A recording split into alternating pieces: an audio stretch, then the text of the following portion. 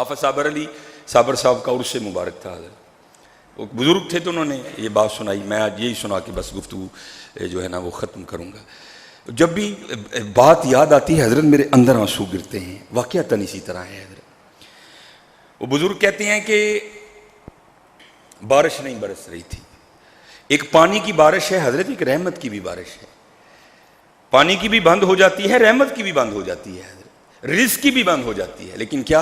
اعمال ہمارے اپنے ہوتے ہیں۔ وہ کہتے ہیں بارش نہیں ہو رہی تھی، ہر بندے نے آ کر نا حافظ صابر علی صابر رحمۃ اللہ تعالیٰ علیہ کو کہنا جناب وہ دعا فرماؤ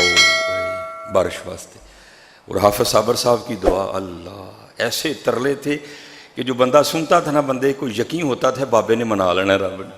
لیکن بڑے دن حافظ صاحب نے دعا کی لیکن بارش نہیں برسی حضرت۔ تو کچھ لوگ ہوتے ہیں نا حضرت جن پہ اللہ کی اتنی رحمت ہوتی ہے، وہ عرضی بھی ڈال لیا کرتے ہیں رب کریم کیا ہو گیا کیوں بارش نہیں برس رہی، پھر ان کو جواب بھی یہ دیا جاتا ہے، شاید جواب آیا ہو ادھر بھی۔ وہ بزرگ کہتے ہیں مجھے حافظ صابر صاحب رحمۃ اللہ تعالیٰ نے مدرسے کا ایک بچہ بھیج کر نا گھر سے بلایا، کہتے ہیں میں حاضر ہوا، حافظ صاحب نے مجھے اپنی جیب سے پیسے نکال کے دیے اور دے کے کہتے ہیں حضرت جی اس کا وہ قیمہ لے کے آنا ہے جو آپ اپنے گھر میں کھاتے ہیں، کسی کو دینا ہو تو اور ہوتا ہے حضرت، اپنے گھر میں کھانا ہو تو اور ہوتا ہے، وہ لے کے آئیے گا جو اپنے گھر میں کھاتے ہیں۔ کہتے ہیں میں گیا بڑا ستھرا قیمہ میں لے کے آیا، کہتے ہیں میں نے پیش کیا۔ اب کہتے ہیں میرے اندر یہ تجسس تھا، میں دیکھنا چاہتا تھا کہ حافظ صابر علی صابر صاحب قیمے کا کرتے کیا ہیں، لیکن مجھے فرمانے لگے تسی جاؤ، کہتے میں بھی نہیں گیا کوئی، میں باہر جا کے نا سائڈ پہ چھپ گیا۔ کہتے حافظ صاحب اپنی مسجد سے نکلے اور جو گلیوں سے راستہ ہے نا اڈے پہ جانے کا بھوپال والے، کہتے اس گلیوں میں ڈال گئے، کہتے میں بھی پیچھے پیچھے تھوڑا سا آگے جا کر نا کھڑے ہو کر کہتے ہیں حضرت جی چھوپ کے نہ ہو میرے نال نہ لیا اللہ، کہتے میں ساتھ ساتھ چل پڑا۔ کہتے ہیں بھوپال والا مین اڈے پہ گئے، اڈا کراس کر کے نا ہم وہ پہلیوں میں اتر گئے۔ کہتے جب پہلیوں میں اترے تو کیا دیکھا کہ وہاں نا ایک کتیا ہے جس نے بچے دے رکھے ہیں اور دودھ نہیں ہے، بچے پی رہے ہیں دودھ نہیں آ رہا، بچے بھی دودھ پینے کے بعد نا جب دودھ نہیں آتا تو آسمان کی طرف منہ کر کے نا روتے ہیں، اور تھوڑی دیر بعد کتیا بھی منہ کی طرف آسمان کی طرف منہ کر کے نا وہ بھی آواز نکالتی ہے۔ اب دودھ کیوں نہیں آ رہا، اس کی وجہ یہ تھی کہ اس کتیا کی پچھلی دونوں ٹانگیں ٹوٹ چکی تھیں حضرت، کوئی گاڑی والا ہٹ کر گیا ہوگا، کیونکہ ہم بھی حضرت جب گاڑی پہ بیٹھتے ہیں تو پھر ہم کہتے ہیں جناب میں تو شاہی وکھری بن گیا ہوں، اگر پانی ہے تو نہیں دھیان کریں گے، کسی پہ چھینٹیں تو نہیں گریں گی،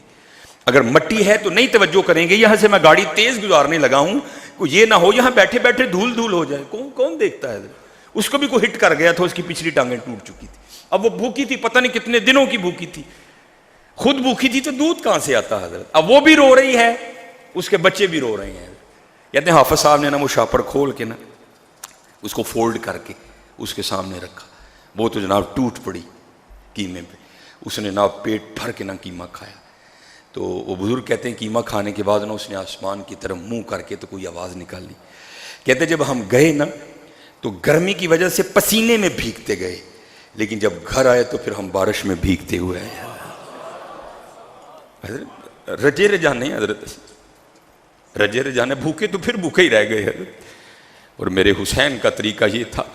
میں نے اس دن بھی بیان کیا تھا، پیچھے نشان تھا۔ امام زین العابدین رضی اللہ تعالیٰ عنہ سے پوچھا گیا یہ حسین نشان کاہے کا ہے، تو امام رو پڑے، آپ نے فرمایا یہ نشان ان بوریوں کے ہیں جو امام رات کے اندھیرے میں اپنے کندھے پر اٹھا کر یتیموں کے گھروں میں چھوڑنے جایا کرتے تھے۔ دھیان کرو حضرت، دھیان کرو،